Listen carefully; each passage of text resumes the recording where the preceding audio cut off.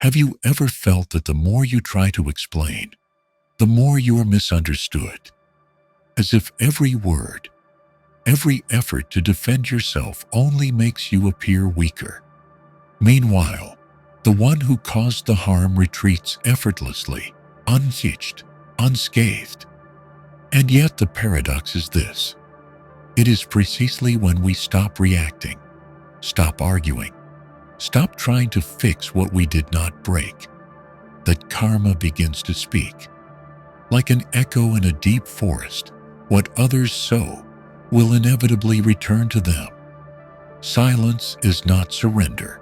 Silence is the choice of one strong enough not to lose themselves in another's noise. And today, we will explore 7 moments when choosing silence allows karma to do the rest. Trust me, what comes last may just change the way you face the wounds of life. 1. When you are betrayed. No need for retaliation. Just walk on. Betrayal is one of the bitterest experiences a person can face. It not only shatters trust, but also forces us to question our worth, our past choices, and how we gave our heart, trust, or hope to someone. Yet in the moment of pain, our natural instinct is often the worst response. Anger, demands for explanations, the craving for acknowledgement, or the desire for a belated apology. But these impulsive reactions often deepen the wound, not because of the betrayal itself, but because we let emotion overtake composure. Stoicism does not teach us to avoid pain, but to face it with inner fortitude. In betrayal, the first realization of a Stoic mind is this: we cannot control the actions of others, but we have absolute control over our response. That is the foundational truth. Whether the betrayer is a friend, a family member, a partner, or a trusted colleague, their choice reflects their character, not our value. To choose silence in the face of betrayal is not weakness, nor a retreat from justice. It is a refusal to be dragged into a spiral of blame, into a futile quest to make others see their wrongs. In truth, few who betray return with honest remorse. Most come back only when they sense a loss, or when they need something they once took for granted. Their regret, if it exists, is not something to wait for. And revenge, if it comes, needs no words. Marcus Aurelius, the Stoic emperor, once wrote, "The best revenge is to be unlike him who performed the injury." This means we do not need to retaliate, nor strike back, for to do so would make us a reflection of what we despise.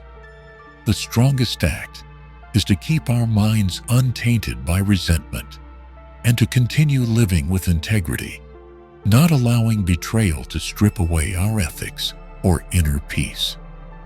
A Stoic understands that betrayal does not lessen one's worth. It simply reveals the truth of a relationship. At times, people don't betray because we're not good enough, but because they're not strong enough to protect something good.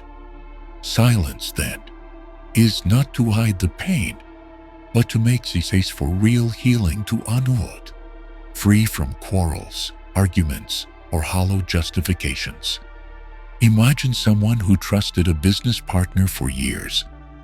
Together they weathered storms, shared profits, even great financial risks. But at some point, that partner began to conceal, deceive, and manipulate the numbers for personal gain.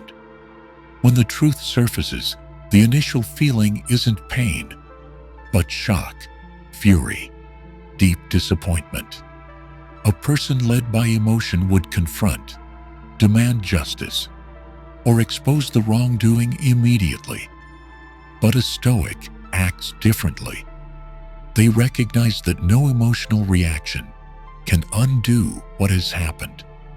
Instead of confrontation, they choose silent withdrawal, clarify boundaries, and respond with action. not speech. They continue their work, carry on with life, and let the truth emerge in time, undeniable and unprovoked. When you don't respond emotionally, the betrayer has nothing to twist as an excuse. Your composure forces them to face the consequences, the ones they authored, with no one left to blame. Betrayal, after all, is not the end. It is a test. It filters relationships, distinguishing who is worth keeping and who must be let go. A stable mind does not cling to what has rotted, nor mourn what has lost its worth.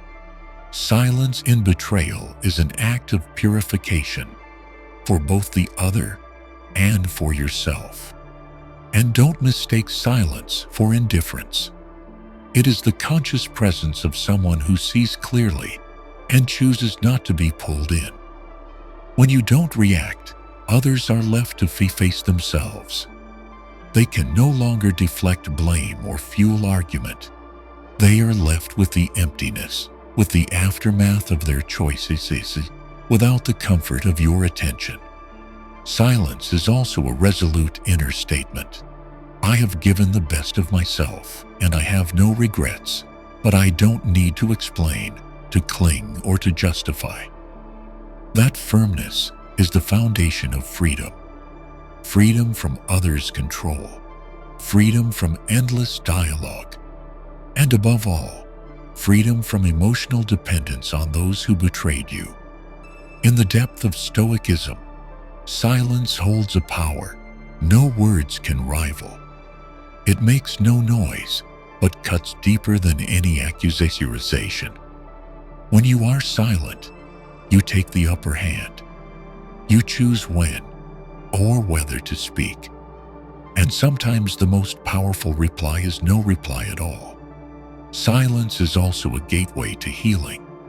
Free from the turbulence of conflict, untouched by toxic ties, we can turn inward and rebuild what was shaken. When you no longer spend your energy resisting someone, you can spend it nurturing yourself. That is true recovery. A recovery that needs no validation, only your own keen knowledge that you endured and stood firm.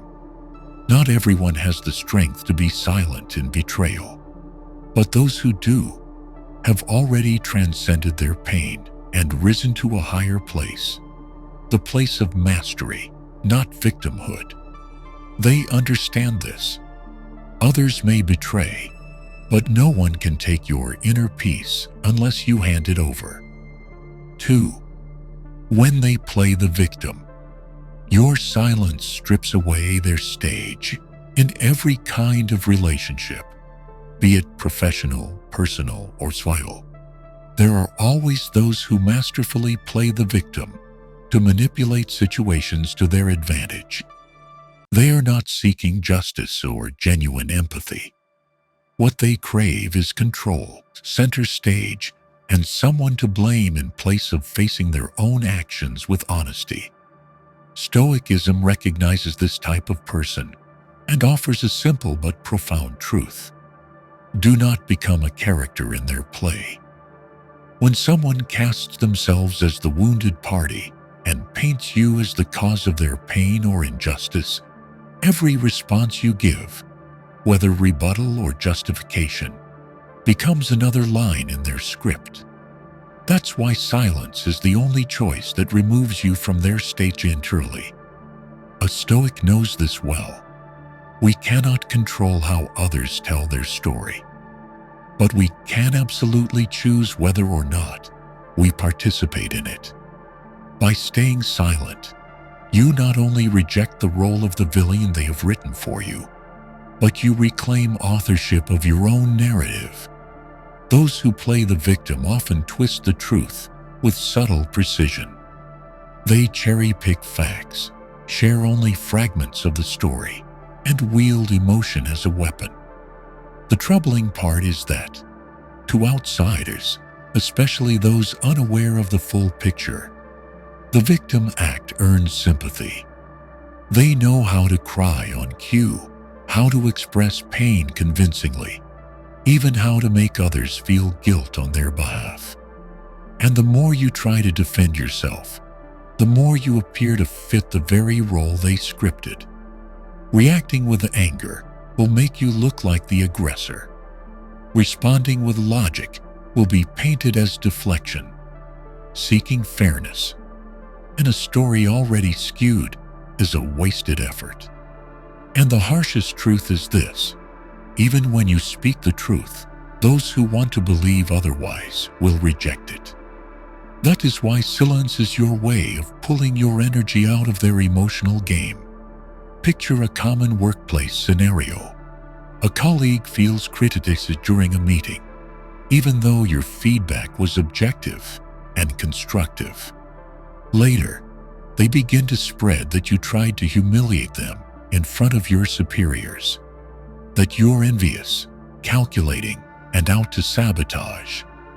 They share this with others, speaking with a wounded tone, and soon enough, the room starts looking at you differently. In such a moment, you may feel anger, the urge to confront, the need to clarify with logic. But the more you speak, the more you're seen as trying too hard or blaming and returning. Your words may be shortened, misquoted, or twisted. At that point, your presence in the dialogue is no longer about truth. It's about keeping alive a game where you no longer control the rules. By contrast, when you choose silence, when you continue your work with discipline, without complaint, without rebuttal, you let truth emerge on its own. Your silence becomes a mirror, and in time, the contrast between words and actions becomes too stark to ignore. The victim player, without someone to react against, loses the stage they depended on. And once there is no audience, the performance ends. Stoicism teaches us to separate what we can control from what we cannot. We cannot dictate how others construct their image, but we can govern our integrity, our calm, and how we live on. This isn't about giving up on truth. It's about trusting in time and outcome, rather than gambling everything on fleeting emotions. Silence here is not indifference. It is a conscious strategy rooted in the belief that every action has consequences and that every dishonest story will, in time, reveal itself.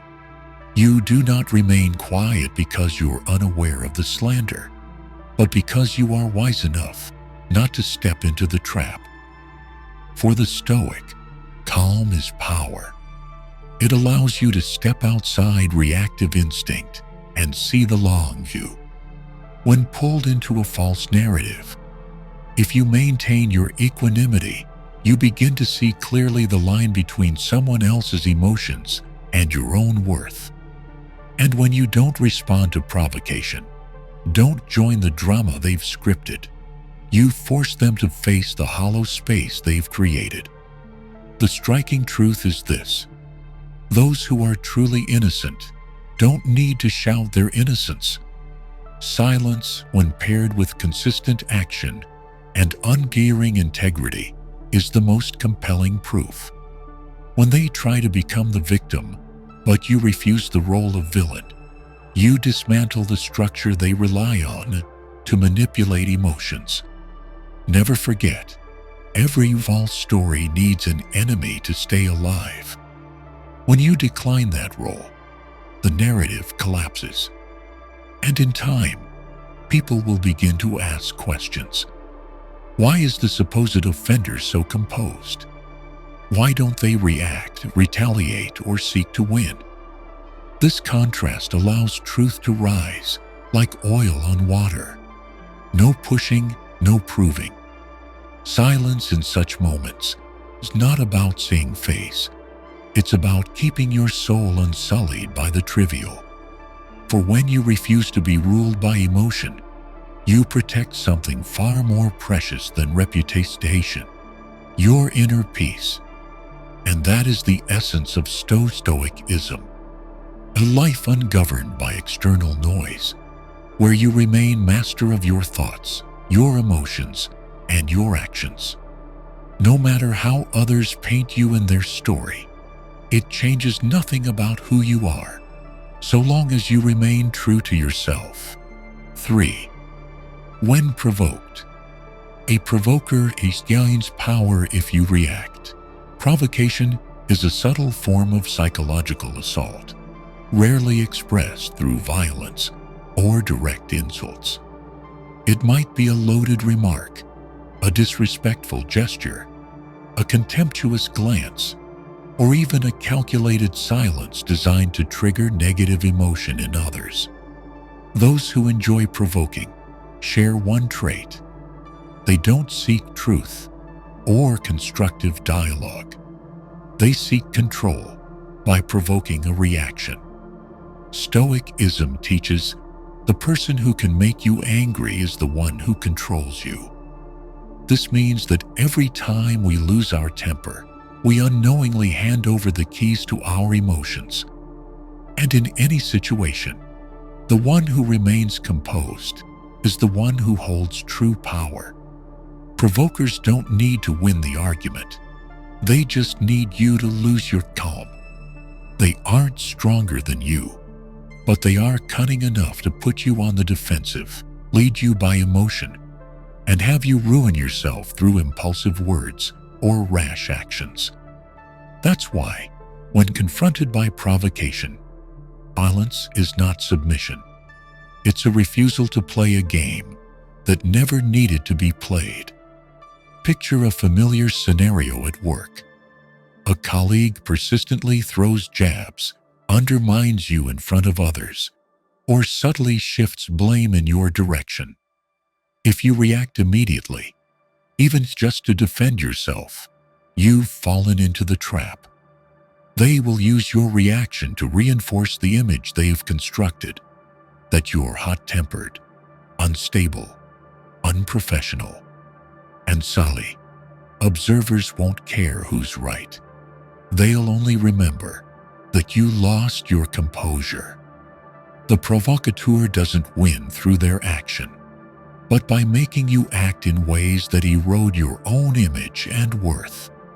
But if you stay silent, if you ignore the jabs, if you remain steady and continue doing what's right, then it's their lack of control that becomes visible. Without you as an audience, the performance loses its platform. A Stoic doesn't try to prove anything through emotional outbursts. They understand that negative emotions are fleeting impulses, not their true self. And so they refuse to be led by someone whose goal is to provoke. Their silence is not avoidance, but a conscious act to protect the clarity of their mind. When you remain silent in the face of provocation, you send a clear message: I don't play by your rules. In a world where immediate reactions are the norm, from direct speech to online comments, silence becomes a rare and powerful act. It forces others to wonder, why aren't you reacting? Why aren't you angry? Why are you still calm? That silence, if held long enough, changes the atmosphere. The provoker becomes unsettled. They lose direction because their intended outcome fails. And soon, they become seen as the problem. When no one plays along, the game of provocation becomes hollow. Consider another common example. Someone in your family or circle of friends knows your emotional vulnerabilities and often exploits them in jest or veiled attacks. Comments like, "Someone here is a bit too sensitive," or "You're overreacting to nothing," aren't just jokes. They are psychological tactics aimed at destabilizing you. If you react, you get labeled as humorless, dramatic, or too negative. You end up hurt and misunderstood. But if you stay silent, avoid reacting with resentment or bitterness, quietly shift your attention elsewhere, and step out of the exchange. You end the game without saying a word. You preserve your self-respect and leave them to face the emptiness of their own behavior. In Stoic thought, right action doesn't depend on others. You don't need someone to behave rightly in order to behave rightly yourself. What matters is maintaining your own standard of conduct. And silence in the face of provocation is the pinnacle of that self-mastery. You don't act on impulse. You act from your core values, calm, integrity, and inner strength. Remember, provocation only has power if you act. Like a stick striking a lake. If the water stirs, it responds and spreads. But if the surface stays still, the stick is powerless.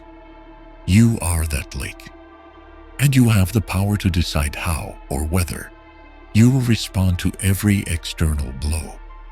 Over time, the provocateur will have to look elsewhere or learn that they cannot unsettle someone who has mastered themselves. And when you maintain that silence long enough, not only will others respect you more, you will have forged an inner armor not easily pierced. Silence is not the denial of truth. It is another kind of truth. The truth that you are no longer easily manipulated by emotion. You're shifting from reactive to intentional. And in that silence, you reclaim sovereignty over yourself. 4. When they regret losing you, their regret does not define your worth. In life, some people only recognize the value of a relationship once it has slipped beyond their reach. They didn't appreciate you when you were present, but when your silence, your absence, and your departure become reality, they begin to feel regret. Late apologies, unexpected check-ins, and signs of return often arise not from enduring affection, but from the hidden loss of something they assumed would always be there. Yet in Stoic philosophy, your response should never hinge on someone else's regret. Because what matters most is not the emotion they express in the end, but how you choose to preserve your inner peace, refusing to be pulled back into something you had every reason to leave. When someone who once disregarded, hurt, or abandoned you returns with remorse, the first thing to examine is not their apology, but their motive. Are they truly changed, or merely mourning the loss of comfort, security, or attention? Stoicism does not teach us to be cynical, but it does demand clarity and reason. So you must not judge the act by its appearance alone. You must look to the consistency of their behavior, past and present, to determine the right response. Another's regret does not require you to offer a second chance. Sometimes your silence is the clearest statement that the door has been closed. In this case, silence is not punishment. It is confirmation that you need no more proof to know that leaving was necessary. Picture someone who once dismissed you, who rejected your efforts, your care, or even your trust. They assumed you'd always be there, always forgiving, always reaching out. But when you stopped, when you ceased communication, when you no longer responded, they began to feel the absence. Not because they suddenly saw your value, but because they lost something they once took for granted. That's when they return, perhaps with a text, "How have you been?" or a remark like, "I've been thinking about what happened," or subtle gestures to reconnect. But a Stoic does not get swept away by old emotions. They do not see remorse as a reason to forget the cause of the rupture, because regret doesn't erase the hurt, and words spoken too late don't undo what was done. A core Stoic principle is this: your worth does not depend on how others perceive or lose you. You don't become more valuable because someone regrets. You don't gain worth because they realize what they lost. Your value lies in how you carry yourself, in pain, in rejection, and when given a chance to return. Your composure, your silence, and your refusal to be swayed by delayed emotion are the clearest signs that you have mastered yourself. In many cases, those who come back are not motivated by love, but by emptiness. Maybe other relationships failed to give them what you once did.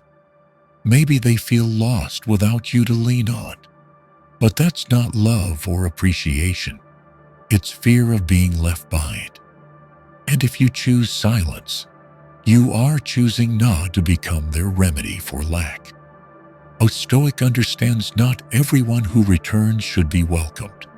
Not everyone who regrets deserves renewed trust. And silence is the firmest way to say so, without the need to explain. Silence preserves your dignity and protects you from reliving harm. Silence is also how they come to understand that the cost of disregard is a loss that cannot be undone with a few belated words. In romantic relationships, it's not uncommon for someone who left to return with remorse. They may offer apologies or promises that things will be different. But a Stoic doesn't weigh these things by emotion. They look at action. And when past actions reveal indifference, betrayal, or disrespect, even a sincere return cannot erase those signs. Silence here is not coldness. It is a calm, decisive refusal. No yelling, no blame, no reopening of old wounds. Just a quiet refusal to re-enter a space where pain once lived. It is an act of self-protection, a safeguard for the mind, and a confirmation that you've chosen to move forward, not turn back. In Stoic thought, inner freedom comes from not being subject to another's fluctuations.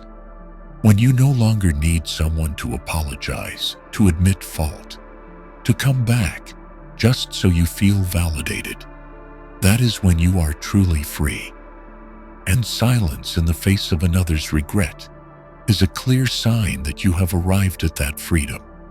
Regret, if real, does not demand a reply. And sometimes, the kindest thing you can do is say nothing at all.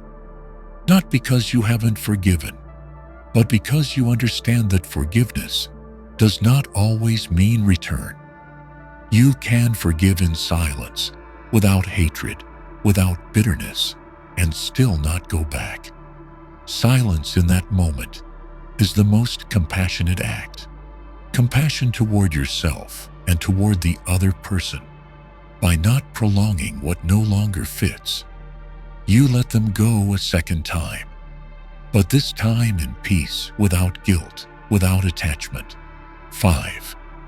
When someone lies about you, lies travel far, but truth endures longer. A lie is not merely a distortion of truth. At times, it becomes a weapon, used to tarnish a reputation, sow doubt, or destroy someone's image in the eyes of others. When someone lies about you, your first emotions are often shock, anger, or helplessness. These feelings may drive you to react immediately, to speak out, to expose the liar, to reclaim your honor. Yet Stoicism poses a vital question before any receives action. Is what you're about to do within your control? A Stoic does not reject emotion, but they do not let emotion govern their actions. In the face of slander, they return to one core principle. No one can harm you unless you grant them control over your mind. Your reputation may be temporarily smeared, but your character and dignity remain untouchable if you stand firm. When lies spread, they often outrun the truth. This creates an urgent impulse to set the record straight. But that urgency can pull you into a trap set by the liar, a space where your emotions are exploited and you are forced to react defensively. Meanwhile, the one who spread the lie watches from a distance, using your struggle to validate their false narrative. Stoicism does not advise silence out of weakness, but because power lies in composure. Rash responses to falsehood rarely dispel doubt. Instead, they add confusion. A truth built over time, through consistency and action, is stronger than any impulsive defense. Imagine someone whose colleague spreads a false rumor about their personal life. That person might rush to confront, write defensive emails, make phone calls, or try to refute each claim. But in doing so, they respond from a place of emotional agitation. Words spoken in pain are easily misread as evasive, defensive, or insincere. In contrast, if that person maintains professionalism, keeps performing with integrity, avoids public rebuttals, and refuses to engage in gossip, time will reveal the gap between rumor and reality. Marcus Aurelius once wrote, "If it's not true, don't be hurt. If it is true, live so that no explanation is necessary." It is a reminder that consistency in action is the most compelling evidence of truth. You cannot control what others say, but you can control what you show. And if lies are temporary, principled conduct is permanent. The reality is this: those who spread lies often care little for truth. They are driven by motives, jealousy, manipulation, or simply personal gratification. If you use logic to persuade someone who never sought truth in the first place, you will only drain your own energy. Silence, in this case, is your way of refusing to enter a game with no honest rules. Silence doesn't mean inaction. It is a deliberate withdrawal from verbal conflict in order to focus on action. You continue to live according to your values, your principles, and your integrity. You show others that no matter what is said, you remain unshaken, unchanged by words not rooted in truth. Time is a vital element in Stoic thought. Not everything must be resolved immediately. Some truths only come to light as time passes, when emotion settles, and your conduct stands in stark contrast to the stories told. When others see you not reacting, not defending, they begin to wonder, why is this person so calm? That curiosity, if left to grow, will gradually uncover the truth without you needing to say a word. Another essential point: silence preserves your dignity. Reacting in anger may cause you to say things better left unsaid, making the situation more chaotic. But silence allows you to hold your ground with nobility and steadiness. That steadiness becomes the clearest proof of who you really are. In a noisy world where everyone rushes to speak, silence becomes the most striking act. It is not passivity. It is the conscious strategy of someone who knows their worth and refuses to be controlled by the noise around them. A Stoic knows that reputation does not live in others' praise or condemnation. It lives in how you walk through life. If you are honest, consistent, and kind, this will be known in time, even if you never speak to defend it. Not everyone will understand you immediately. Not everyone will believe you at first. But steadfast character, silent consistency, and composure in action are the bedrock on which truth will emerge. You don't need to shout that you are innocent. You only need to live in a way that lets the truth speak for itself. 6. When you are publicly insulted, To stay calm is to stay in power. Being publicly insulted is one of the most difficult situations in which to maintain self-control. It strikes directly at pride, honor, and personal emotion. Especially when the insult happens in front of others, the natural response is often to counter, to justify, or to retaliate with equal or greater force. Yet in Stoic philosophy, the first response is not retaliation, but a clear recognition of the boundaries of personal control. A Stoic understands this.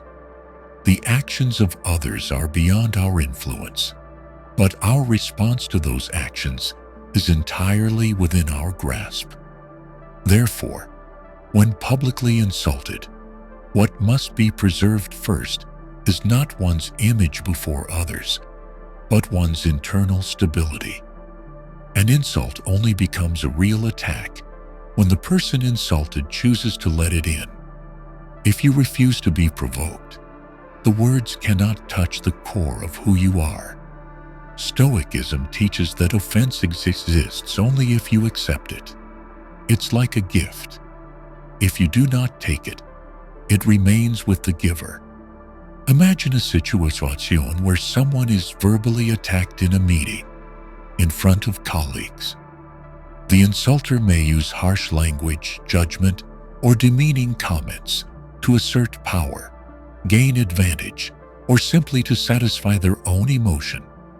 The person insulted has two choices: respond immediately to defend themselves, or remain silent, maintain composure, and allow the moment to reveal itself for what it truly is. Reacting with anger not only intensifies the tension, but also risks damaging your own image. In the eyes of others, when both parties lose control, they often cannot tell who's right. What remains is only the spectacle of conflict.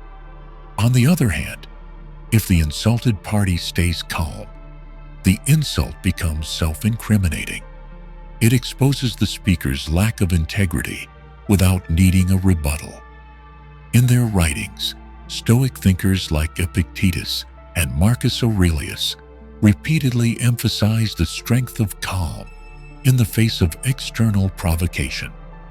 For them, maintaining composure in the face of insult is a display of inner strength that outweighs any verbal defense or retaliation. Someone who understands and practices Stoic philosophy refuses to be dragged into shouting matches that stem from emotional outbursts. Because they know this, emotional reaction cannot substitute for integrity. They also understand that trying to win a public argument is empty. What matters is not victory in the eyes of others, but mastery over oneself. Not letting emotion overrule reason. Silence in the face of insult is not submission. It is a conscious choice. It is not abandonment of honor, but a way of protecting it from being dragged through the mud of unnecessary conflict. When you remain silent, you not only elevate yourself, but you throw the insulter off balance, because their intended effect has failed. In a society that encourages speaking up, fighting back, silence can be mistaken for weakness. But in Stoic thought, silence is the mark of inner power, the ability to accept that not everything deserves a response. Not because you don't know how to respond, but because you know the response adds no value to you and may even entangle you in the problem itself. It is essential to understand immediate reaction is instinct, but silence is a choice that requires discipline, will, and self-awareness. The person who remains silent when insulted isn't speechless. They simply refuse to pollute their peace with things unworthy of it. Time and action are the two forces that clarify truth. When the insulted person chooses not to respond, but continues to live, work, and conduct themselves with kindness and consistency. The contrast between them and the one who insulted them becomes increasingly clear. Others will begin to see who holds character and who is governed by emotion. And when that becomes evident, you not only preserve your dignity, you earn lasting respect. Stories of those who meet public insult with a smile or silence are no longer rare. To the discerning, such restraint reveals maturity, resilience, and self-mastery. It renders the insult meaningless, giving it no fuel to spread. Like a fire deprived of oxygen, it dies out on its own. Stoicism does not call you to endure injustice passively, but to meet every situation with reason, not impulse.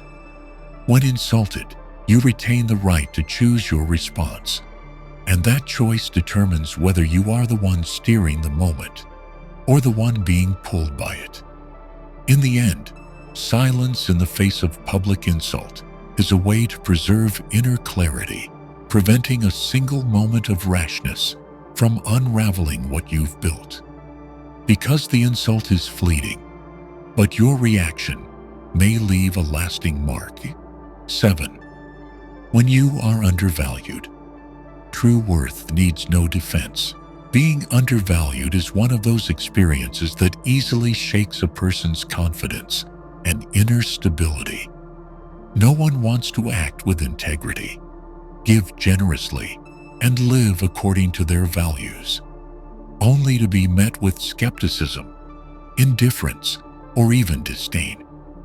This becomes especially evident in personal relationships, the workplace, or when one stays true to principle, yet receives no recognition. Stoicism approaches this from another angle. True worth is never dependent on someone else's judgment. How others perceive you, whether praise or criticism, lies outside your control. What you can and must govern is how you live, how you act, and how you stay true to yourself, regardless of others' evaluations. When you are undervalued, the most common reaction is to try to prove yourself. Humans naturally crave to be seen, understood, and validated. And so, in the face of misjudgment, many fall into the trap of trying to show they are better, more capable, more deserving. But over time, that need becomes a dependency, and you begin to sacrifice inner stability for external approval. A practitioner of Stoic philosophy knows this. Recognition from others cannot be the foundation of self-confidence. If you need others to value you in order to feel worthy, you've surrendered control over your emotions to someone else, and that leaves you vulnerable every time that recognition is withheld or denied. Imagine someone who always gives their best, goes above and beyond, supports others, and maintains professionalism. Yet for months, maybe even years, they are unacknowledged, passed over, even dismissed as someone who merely follows orders. That person may respond with resentment, frustration, or withdrawal. But in doing so, they dismantle their own worth in response to misjudgment, something Stoicism never encourages, he says. Instead, the Stoic chooses silence, not as surrender, but as a quiet withdrawal from the need for validation. They continue to act rightly, to live honorably, to uphold their moral standards. They do not lower their self-regard simply because others fail to see their value. They understand that when someone doesn't recognize your worth, it reflects a limit in their vision, not a flaw in your vying. This silence carries deep meaning. It is the expression of inner confidence, something that requires neither explanation nor justification. When you stop trying to convince others of your worth, you reclaim control over your life, placing it back within yourself and not in the hands of external observers. Being undervalued often happens in close relationships. You might be the one who listens, who cares, who remains patient, yet be dismissed as too predictable, too nice, or nothing special. The real tragedy is this: when people assume you'll always be there, they begin to see your presence as a given. Your effort and kindness fade into the background, no longer seen as gifts, but as furniture they never think to appreciate.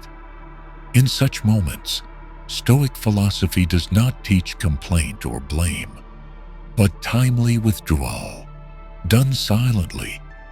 No need for words, no need for dramatic gestures, just the quiet cessation of effort. Your absence becomes the most powerful reminder of the value you once brought. For when your presence was taken for granted, it is your silence and your absence that form the void in which reflection begins. Being undervalued is also a test. It reveals who truly understands and appreciates you, and who sees you only through the lens of temporary utility. Stoicism values the distinction between worth and perception.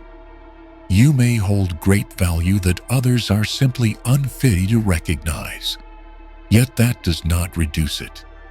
Like a beautiful painting in a dark room, its value remains intact, even if no one sees it. A Stoic also understands true worth is not built on show or self-assertion, but on quiet consistency over time. When you keep doing what is right, even when no one is watching. When you continue living with kindness, even when no one applauds.